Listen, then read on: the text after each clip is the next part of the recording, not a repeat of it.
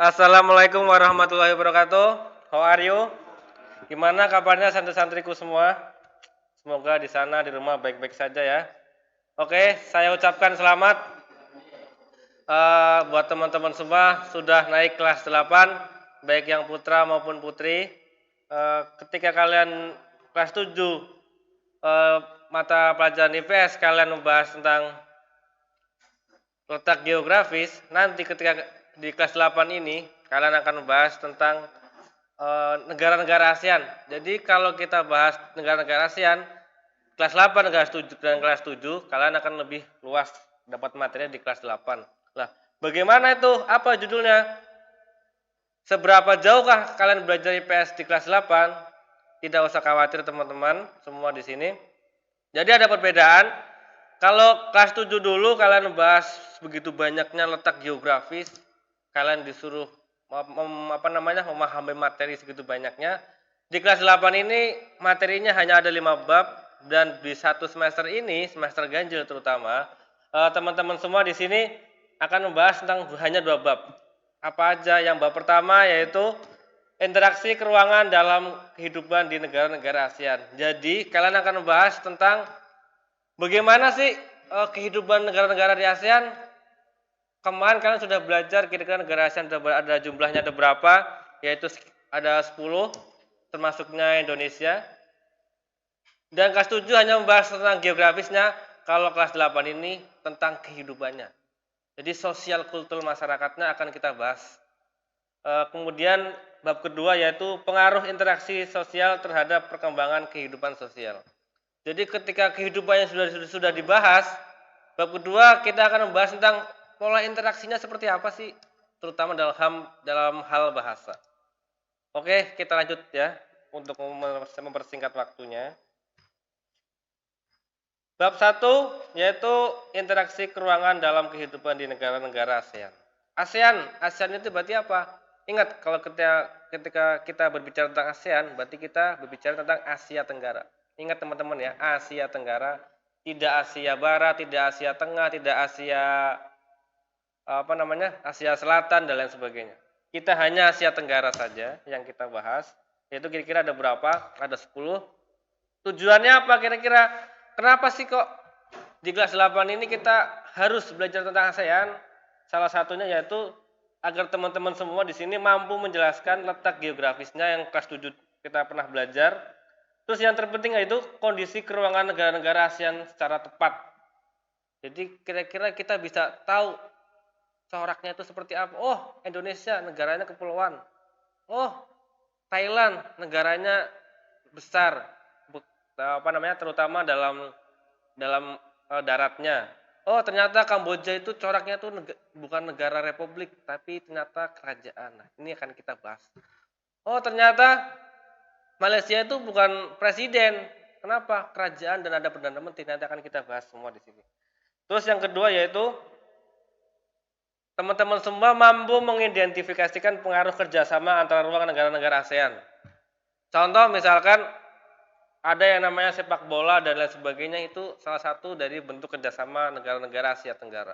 Ada FIFA dan lain sebagainya. Itu salah satunya seperti itu. Itu untuk tujuannya, pentingnya kenapa kita belajar tentang ASEAN. Dan terutama jikalau teman-teman semua di sini ingin berlibur ke Asia Tenggara, kalian bisa tahu spot-spot mana yang sekiranya bagus ketika kalian berlibur. Itu yang salah satu tujuan khususnya seperti itu. Jadi kurang lebih ada 10 negara, salah satunya negara Indonesia. Ada benang merahnya ketika kalian belajar tentang ASEAN sini. Yang pertama, kalian harus mengenal negara-negara ASEAN, yaitu ada 10 negara atau Asia Tenggara tersebut. Yang kedua, interaksi antara negara di kawasan ASEAN. Interaksinya dalam bentuk apa? Nanti kita akan bahas dalam bentuk perdagangan, dalam bentuk hubungan diplomatik, dalam bentuk kerjasama perekonomian dan lain sebagainya, apalagi tukar pelajar dan lain sebagainya. Terus yang ketiga, pengaruh interaksi keruangan terhadap kehidupan di negara-negara ASEAN. Ada nggak pengaruhnya? Pasti banyak, nanti akan kita bahas. Oke, lanjut ya. Next. Yang pertama yaitu mengenal negara-negara ASEAN. Ada yang bisa nyebutin mengenal negara-negara, ada yang bisa sebutin? berapa jumlahnya? Kurang lebih ada 10 ya, teman-teman ya. Salah satunya yaitu bisa kita sebutkan ya, pertama yaitu negara tercinta kita, NKRI. Kalau kata orang bilang NKRI harga mati, Bhinneka dan Tunggal Ika. Yang pertama Indonesia. Indonesia memiliki iklim tropis. Artinya apa? Iklim yang paling digandrungi di semua negara itu yaitu sebenarnya iklim tropis, bukan subtropis, bukan panas. Karena iklim tropis ini sangat cocok dan sangat subur. Ada berapa? Kurang lebih ada 39 negara yang mempunyai iklim tropis, yaitu iklim yang sebenarnya subur. Salah satunya yaitu Amerika. Kenapa Amerika menjadi negara yang besar? Karena di samping dia memiliki tropis, dia juga yang memiliki subtropis. Tapi yang terpenting yaitu di Amerika sendiri memiliki iklim yang tropis. Makanya di sana ada daerah suburnya, ada daerah dinginnya. Dan yang membuat Amerika sekarang menjadi negara besar. Yang kedua ada Cina. Cina ini memiliki 3 iklim. Nah, di Indonesia bagaimana?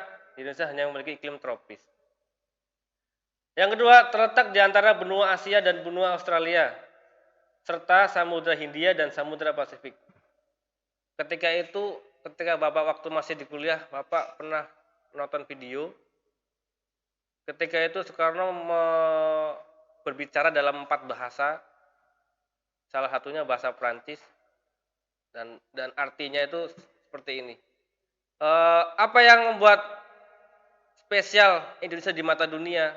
Kata Soekarno, Indonesia negara yang paling kaya di antara negara yang lainnya. Yang kedua, Indonesia mempunyai terletak di antara benua Asia dan benua Australia.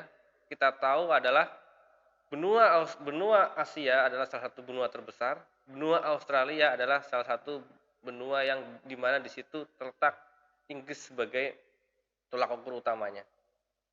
Terus apalagi Pak Soekarno ketika itu ditanya, Indonesia memiliki ragam budaya yang tidak diukur dalam jumlahnya. Artinya ketika itu belum ada signifikan data ada berapa kebudayaan di Indonesia. Nah, di saat itulah Indonesia ketika itu bisa melejit sampai ke kancah dunia. Terus Indonesia memiliki kerjasama dalam bentuk organisasi antara lain ASEAN, PBB itu Persatuan Bangsa-Bangsa, dan GNB. GNB itu gerakan non-blok. Jadi gerakan non-blok itu artinya bagaimana? Dia tidak memihak blok barat, blok timur, blok sekutu dan sebagainya. Artinya netral. Itu namanya gerakan non-blok. Kenapa? Karena Indonesia ingin menjadi pusat poros maritim dunia. Jadi tujuannya intinya seperti itu, teman-teman. Nah, ketika tahun 2015 jumlah penduduk Indonesia sekitar 255,7 juta jiwa. Itu tahun 2015. Kalau kalian punya adik lahir tahun 2017, 2016 berarti belum kehitung. Jadi kita bayangkan seberapa banyaknya penduduk di Indonesia ini. Kurang lebih kita menempati urutan keempat, mungkin sekarang bisa jadi ketiga. Karena Amerika dengan Indonesia sekarang sudah mulai saling mengungguli. Tapi yang pertama tetap yaitu di China. Yang kedua India.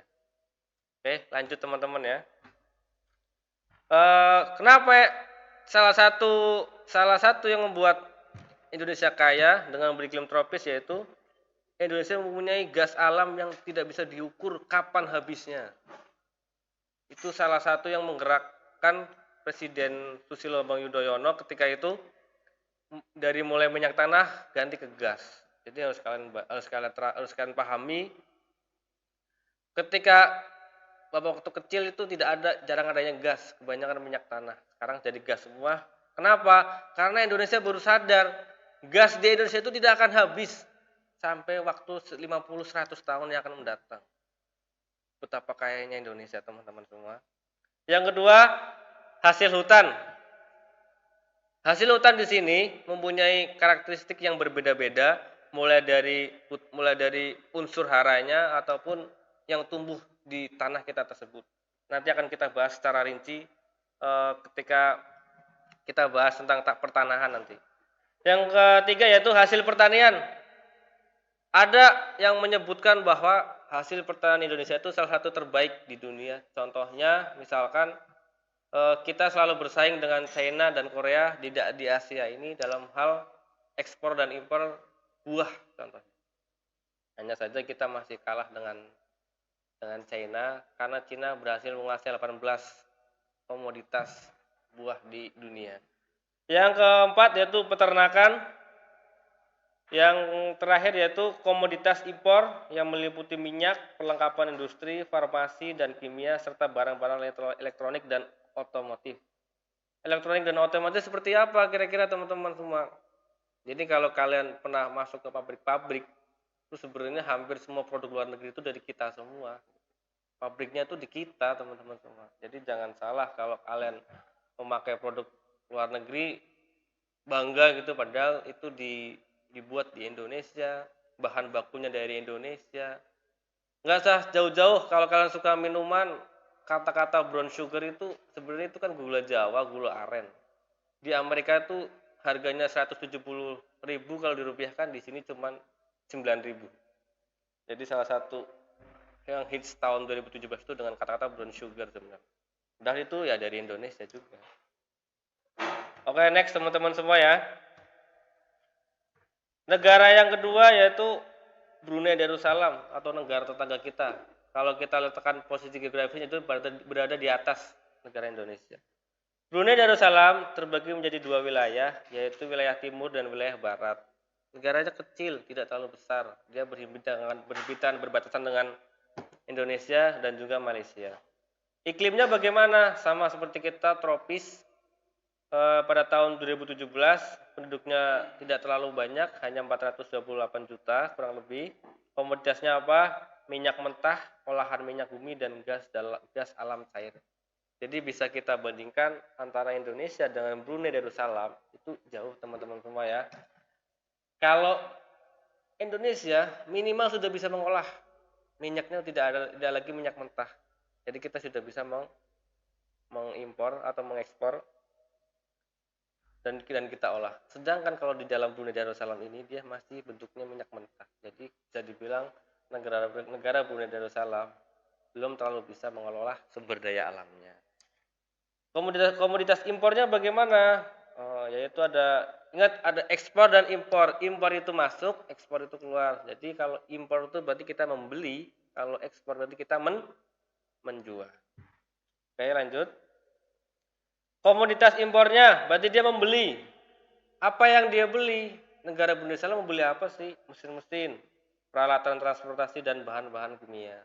Itu gunanya untuk menunjang stabilitas negara, yaitu dengan mesin-mesin. Jangan membuat pabrik dan lain sebagainya. Lanjut.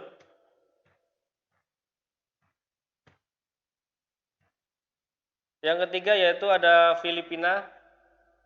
Filipina memiliki banyak gunung api aktif. Jadi salah satu terkenalnya di Filipina ini, kalau kalian sering naik gunung di Filipina, salah satu negara yang recommended karena gunung apinya banyak, dan salah satu di Asia Tenggara, salah satu yang sering diminati oleh turis-turis asing. Komoditasnya apa?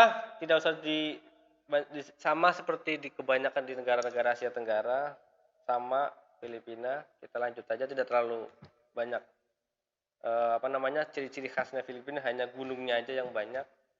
Jadi kalau kita bahas tentang Asia Tenggara satu-satu itu akan panjang. Bapak akan membahas hanya sekecil aja, ciri khas Filipina itu apa, Brunei Darussalam itu apa, Indonesia itu apa. Kamboja. Nah, Kamboja memiliki bentang alam khas, yaitu hampir menyerupai piring. Jadi bentuknya seperti piring teman-teman semua. Jadi kalau ingat negara Kamboja berarti bentuknya seperti piring, kayak oval begitu. Perekonomian Kamboja bertumbuh pada sektor pertanian dengan sistem pengolahan tradisional. Jadi kalau kalian lihat di TV, salah satu negara di Asia Tenggara yang masih bisa dibilang substansinya perekonomiannya masih lemah, yaitu salah satunya di Kamboja. Karena apa? Karena Kamboja ini masih bentuknya bentuk kerajaan. Jadi salah satu kelemahannya negara dalam bentuk kerajaan, pasti ekonominya lemah, terutama dalam ekonomi luar negeri, tapi belum tentu ekonomi dalam negerinya itu lemah. Kira-kira bagaimana Kamboja. Kamboja sering sering mengekspor kita dalam bentuk mengimpor kita dalam bentuk kedelai. Jadi salah satu bentuk kerjasama Kamboja dengan Indonesia yaitu impor kedelai. Lanjut, Laos. Laos ini yang paling terkenal yaitu Indochina, karena Laos ini merupakan salah satu negara besar juga, penduduknya banyak juga. Kita lanjut, ada